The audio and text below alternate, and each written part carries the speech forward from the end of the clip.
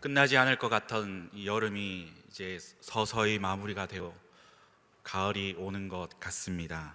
또한 민족 고유의 명절인 추석 연휴가 다가오고 있습니다. 많은 사람들이 고향을 찾고 부모 형제들과 이 만남으로 사랑을 넉넉하게 나누는 그러한 계절, 또한 가을이 다가오고 있습니다. 더욱이 우리는 이 명절이다라고 하면 조상을 생각하게 되죠. 우리에게 잘 났든 우리에게 못 났든 사람마다 스스로의 평가가 조금씩은 다를 수 있지만 오늘에 있기까지 우리를 보살피고 인도해 주셨던 분이 바로 조상, 고마운 분들입니다. 더욱이 이 그리스도인들은 조상이다라고 이야기를 할 때 남다른 감회가 있을 것입니다.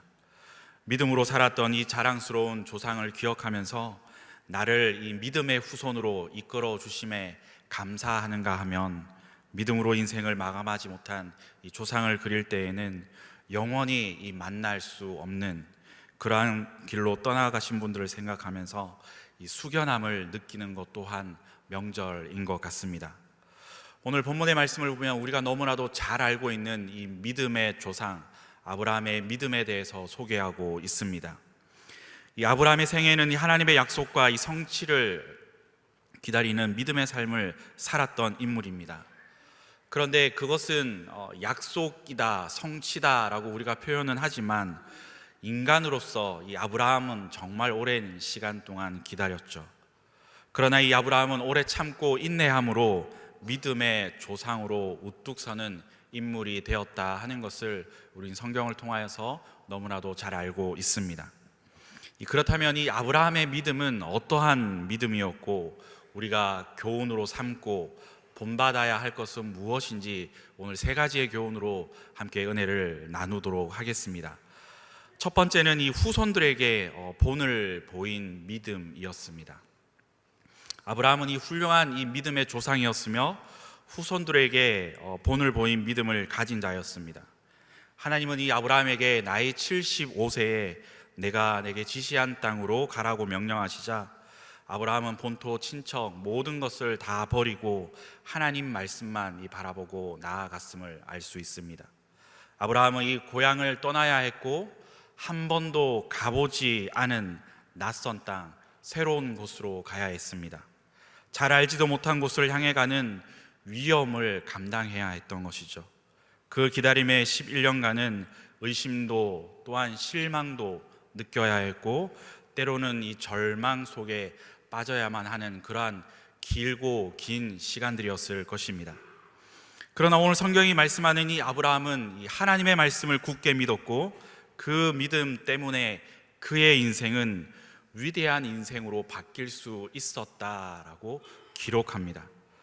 오늘 본문 18절 말씀을 보면 어떠한 믿음을 소유했는지 기록하고 있는데 바랄 수 없는 중에 바라고 믿었던 믿음이다 라고 그렇게 말씀하고 있습니다. 사람들은 살아가면서 자신들의 눈에 보이는 것 또한 내 손으로 느껴지지 않는 것은 믿으려 하지 않습니다.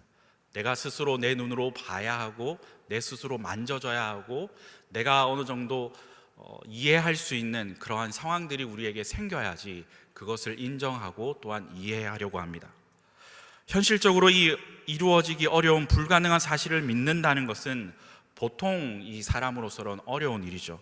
그러나 아브라함은 바랄 수 없는 중에 바라고 믿었다라고 분명하게 말씀합니다.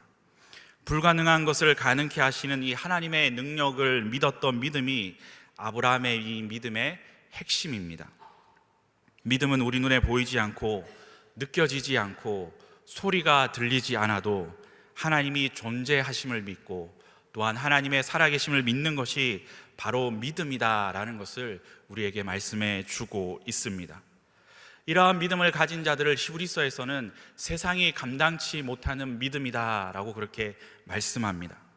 아브라함은 대단한 믿음의 조상이요 우리가 본받아야 할 믿음의 소유자인 것을 말씀하고 있습니다. 사랑하는 성도 여러분, 우린 세상을 살아가면서 어떻게 살아가고 계십니까?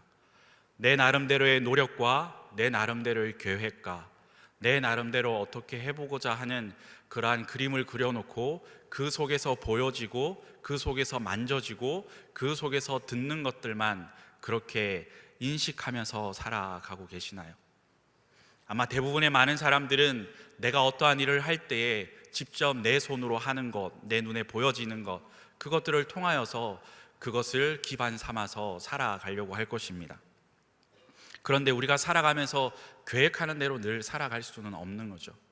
어떤 사람에게는 뜻하지 않은 가정 경제의 어려움이 찾아오기도 합니다.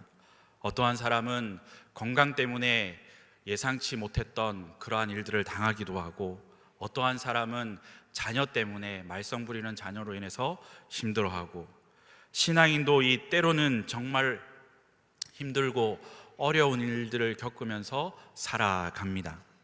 하나님 정말 살아계십니까? 하나님이 살아계신다면 나에게 어떻게 이러한 일들을 허락하실 수 있으십니까? 라는 반문을 하면서 살아갈 때도 있는 것이죠. 그러나 우리는 이러한 일을 만날 때마다 아브라함의 믿음을 본받아야 합니다. 눈에 보이지 않고 느껴지지 않지만 하나님이 나를 아시고, 또한 그 하나님께서 내 형편을 아시고 나를 사랑하고 있음을 믿고 우리는 믿음이 약해지지 말아야 합니다. 눈에 보이지 않지만 하나님은 분명히 살아 계신다라는 그 믿음이 우리에게 있어야 한다는 것이죠. 제가 아이들을 키우면서 늘 아이들에게 요즘 많은 것들을 이야기를 하면서, 아이들에게 이제는 나이가 조금 이제 중학교 3학년이 되고 6학년이 되고 이렇게 되니까 늘 어떠한 것들을 요구를 많이 해요. 아빠 이거 해주면 아빠는 뭐 해줄래? 이런 이야기를 늘 많이 하더라고요. 그러니까 마치 조건적 계약을 자꾸 요구하더라고요. 나 이거 할 테니까, 그럼 아빠 나 이거 하고 싶으니까 이거 해줘. 아빠가 부탁을 하면, 엄마가 부탁을 하면, 그러면 아빠는 나한테 뭐 해줄 거야? 이렇게 얘기를 하더라고요. 그러다가 언젠가 한 번은 어떤 것들을 해줄게 라고 이야기를 하고, 아마 제가 깜빡하고 그것을 못 지켰던 적이 있는 것 같아요. 그러니까 이제 어떤 일들을 이제 부탁을 했는데, 아빠 지난번에 부탁을 하고 나한테 이렇게 해주기로 했는데 안 해줬기 때문에 나는 아빠가 이야기하는 걸 들어줄 수가 없어 라고 이야기를 하더라고요. 그래? 아빠가 실수한 거니까 실수한 부분에 대해서는 인정은 하지만 그렇다고 해서 아빠가 안 해주는 건 아니잖아. 그러니까 하는 게 어떨까라고 했더니 안 된다는 거예요. 그래서 제가 그런 말을 했어요. 야, 아빠가 신용이 너네한테 그렇게밖에 안 돼? 아빠를 그렇게 못 믿는 거야? 못 믿겠다는 거예요. 그럼 아빠가 어떻게 해줄까? 그랬더니 성결제를 해달라는 거예요. 성결제를 해주면 내가 아빠가 요구하는 것을 들어주고 이행하겠다라고 이야기를 하더라고요. 그래서 야, 이렇게 아빠를 못 믿는 자식이 있나? 아빠를 좀 믿어봐봐. 아빠도 신용이 괜찮은 사람이거든. 믿고 아빠의 말을 따라주는 게 어떨까라는 이야기를 했던 적이 있습니다. 어쨌든 아이들조차도 자신들에게 어떠한 눈에 만져지는 것, 자신들에게 어떠한 것들이 주어져야지 계약을 하려고 합니다. 자신들이 일을 하려고 합니다. 어쩌면 우리의 삶에도 늘 하나님 앞에서 하나님 나 이거 보이지 않아요, 어떻게 해주세요라고 늘 기도는 하지만 그것들이 우리에게 응답되어지지 않으니까 하나님을 의심하진 않으셨습니까? 내가 믿음 생활을 열심히 하고 싶은데 그러한 부분들 때문에 어려움을 당하지 않으셨습니까? 그런데 이 오늘 성경에 나온 아브라함은 분명히 바랄 수 없는 중에 바라고 믿었던 믿음이다라고 말씀하고 있습니다. 저는 간절히 소망하기를 우리의 눈에 보이고 만져지고 느끼는 것, 그것으로만 믿는 것이 아니라 아브라함과 같이 바랄 수 없는 중에 바라고 믿는 믿음의 사람이 될 수 있기를 주님의 이름으로 축복합니다. 하나님은 우리와 늘 함께 하시며 살아계신 하나님의 증거를 우리를 통하여 나타내 주십니다. 그러나 대개 우리가 고난을 당할 때면 절망하기 쉽습니다. 그러나 여러분 반드시 기억하십시오. 주님은 풍랑 속에서 이 고난받는 제자들을 찾아오신 분이다라는 사실을 우리는 기억해야 합니다. 세상은 변할지라도 하나님은 한결같이 우리 곁에 계시는 분이십니다. 지금은 우리가 힘들고 어려운 상황 속에 있다 할지라도 이 시기를 지나고 나면 우리 또한 정금 같은 믿음의 사람으로 변화될 것입니다. 사도 바울은 수많은 환난을 당했습니다. 때로는 인간적으로 생각할 때 이제는 끝이구나, 아니 이제는 내 목숨이 여기까지인가 보다 라는 생각을 한 적도 한두 번이 아니었을 것입니다. 그래서 그는 고린도후서 1장 9절 말씀에서 이렇게 고백합니다. 우리 말씀을 함께 같이 읽어보도록 하겠습니다. 우리는 우리 자신이 사형 선고를 받은 줄을 알았으니 이는 우리로 자기를 의심하지 말고 오직 죽은 자를 다시 살리시는 하나님만 의지하게 하심이라. 아멘. 하나님은 세상을 따라가고 세상을 의지하는 우리에게 세상의 것들을 놓아버리고 하나님을 붙들고 하나님만을 사랑하기를 원하십니다. 우리는 때때로 하나님을 잊어버리고 살아갈 때가 많죠. 오늘같이 주일처럼 나와서 예배를 드리고 말씀을 듣고 찬양을 하고 기도할 때는 의식적으로 우리가 신앙인의 모습을 잘 갖추어서 예배하고 살아가는 것 같습니다. 그런데 우리의 삶으로 돌아가서는 말씀을 잊어버리고 살아갈 때가 너무나도 많죠. 하나님은 우리를 그런 우리가 늘 실수하고 반복되는 죄악된 삶을 살아감에도 불구하고 단 한 번도 우리를 버리지 않으셨습니다. 하나님은 그만큼 우리를 사랑하신다는 증거이며 또한 우리를 믿음의 사람으로 만들기를 원하십니다. 그리고 우리의 믿음을 걸음걸음마다 성숙으로 이끌어 주십니다. 우리 한 사람 한 사람 모두가 하나님의 인도하심과 또한 하나님의 섭리 속에 우리의 여정이 있다는 사실을 믿을 수 있기를 바랍니다. 그러므로 우리는 아브라함처럼 어떤 경우에도 낙심하지 말고 자랑스러운 믿음의 사람이 되시고 자랑스러운 믿음의 후손들이 되시고 자랑스러운 믿음의 조상으로 기억되는 은혜가 있기를 주님의 이름으로 축복합니다. 두 번째는 하나님이 어떠한 분이신지를 우리가 분명하게 알아야 합니다. 오늘 본문 17절 하반절 말씀을 보면 이렇게 기록합니다. 하나님은 죽은 자를 살리시며 없는 것을 있는 것으로 부르시는 이시니라 라고 그렇게 말씀하고 있습니다. 우리가 믿는 하나님은 죽은 자를 살리시며 없는 것을 있게 하시는 하나님이십니다. 우리가 믿는 하나님은 능력의 하나님이시라는 거죠. 하나님은 어떠한 상황도 능히 다스리시고 어떠한 불가능 속에도 가능케 하시는 분이 바로 하나님이십니다.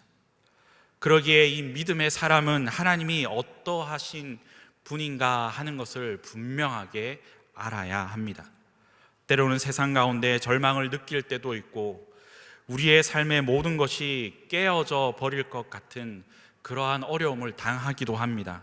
그러나 하나님은 그런 우리에게 위로의 하나님이 되어주신다라고 말씀하십니다.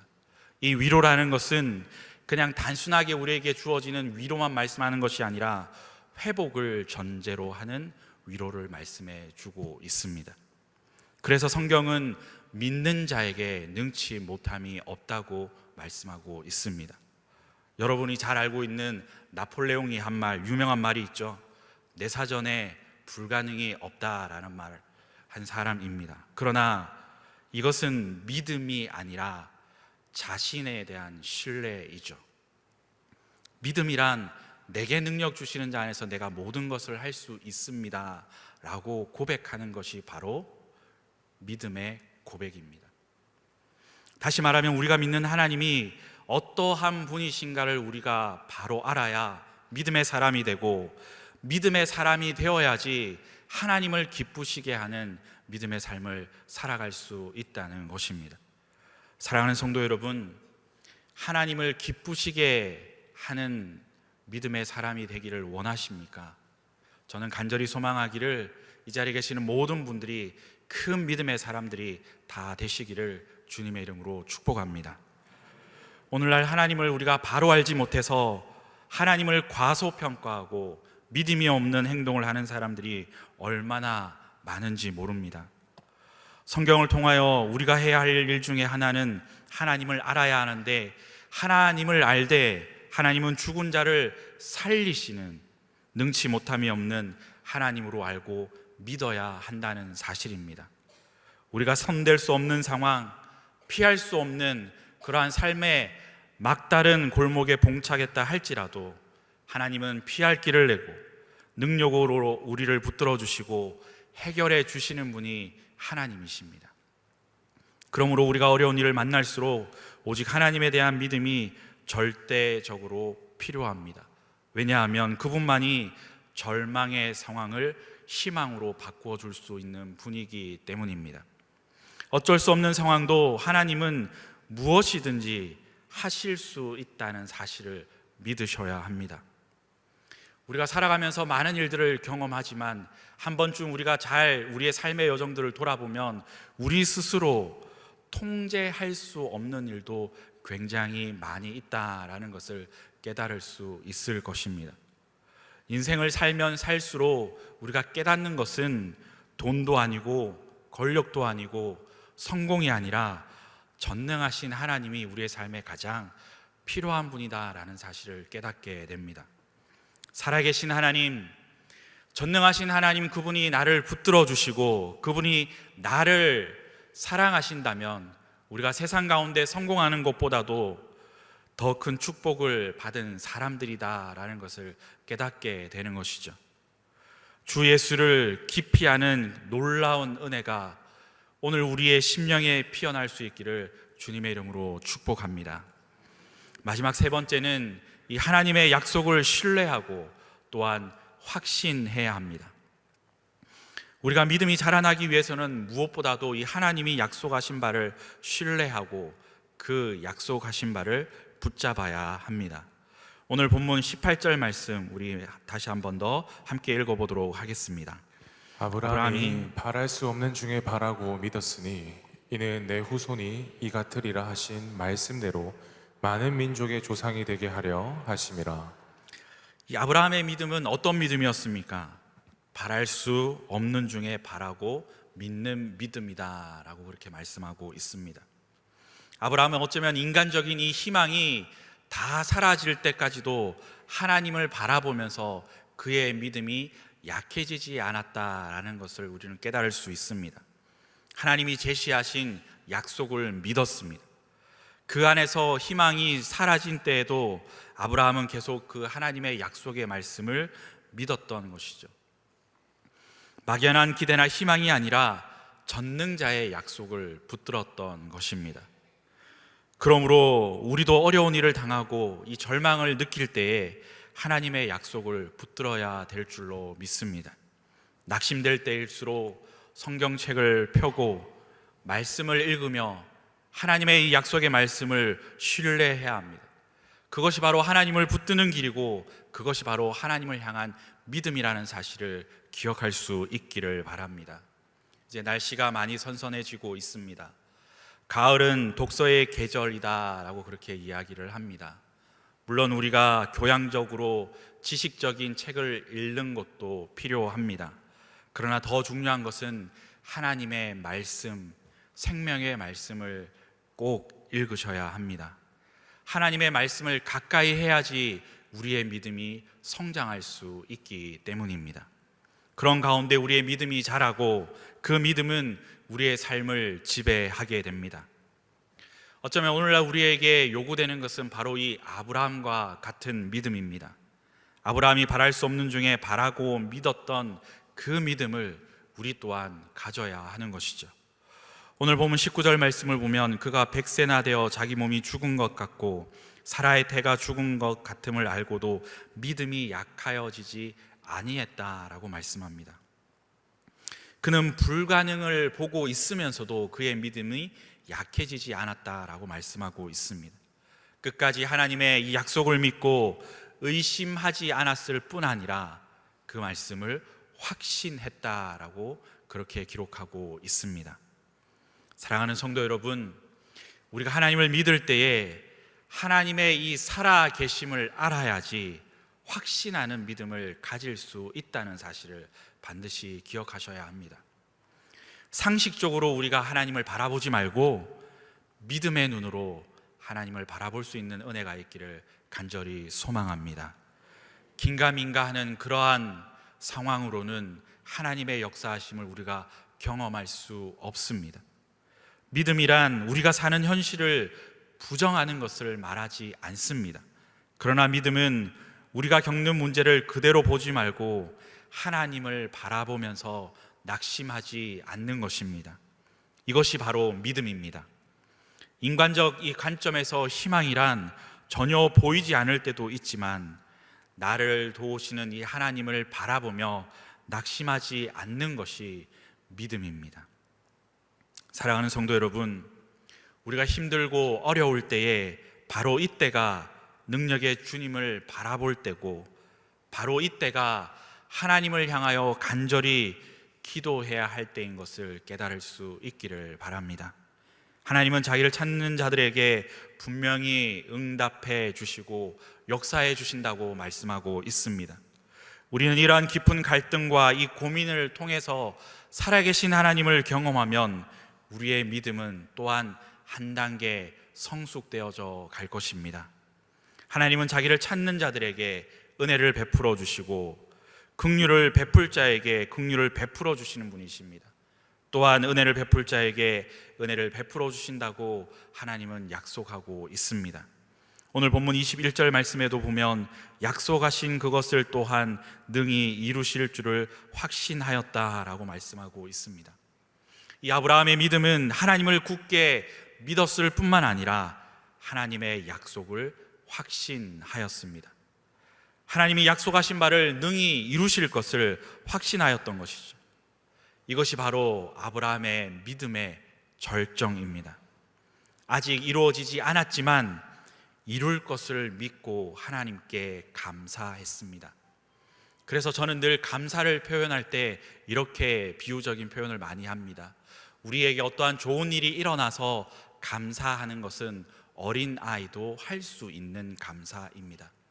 그러나 하나님을 믿는 우리에게는 우리에게 어떠한 좋은 일이 일어나고 하나님 앞에 기도했던 기도의 응답들이 우리에게 주어졌을 때 하나님 앞에 감사하는 것보다 하나님 나에게 주실 것을 믿고 미리 감사하는 삶을 살아가야 된다라는 이야기를 늘 합니다.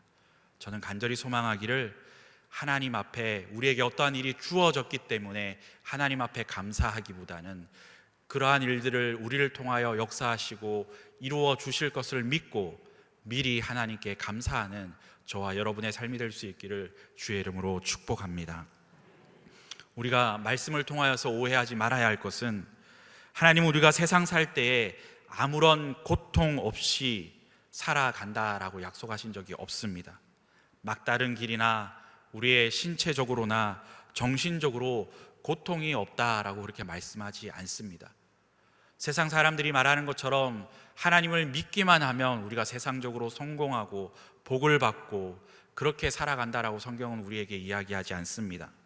그러나 하나님이 우리에게 약속하신 것은 내가 너희와 함께 하겠고 내가 너희를 통하여 이기게 하시고 또한 내가 너희를 통하여 살아계심을 나타내 주겠다라고 말씀해 주고 있습니다. 우리의 모든 문제를 능히 이루시며 구원하시는 주 예수를 믿음으로 신뢰하고 바라볼 때에 우리도 아브라함처럼 복을 받는 사람들로 세워 주실 것입니다. 그래서 성경은 하나님께서 이렇게 죽은 자를 살리시며 없는 것을 있게 하시는 믿음을 가진 이 아브라함을 의로 여겼다라고 그렇게 증언하고 있습니다.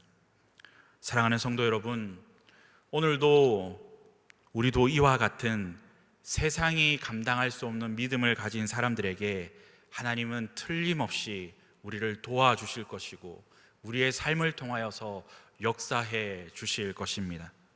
그러므로 바랄 수 없는 중에 바라는 믿음의 후손들이 되어야 합니다. 아브라함과 같은 이 믿음을 본받아서 우리가 믿음의 후손이 될 뿐만 아니라 우리도 우리의 후손들에게 믿음의 조상으로 당당하게 서야 될 것입니다. 우리 모두의 가정에 믿음의 조상으로 우뚝 설 수 있는 그 주인공이 저와 여러분이 될 수 있기를 주님의 이름으로 축원합니다.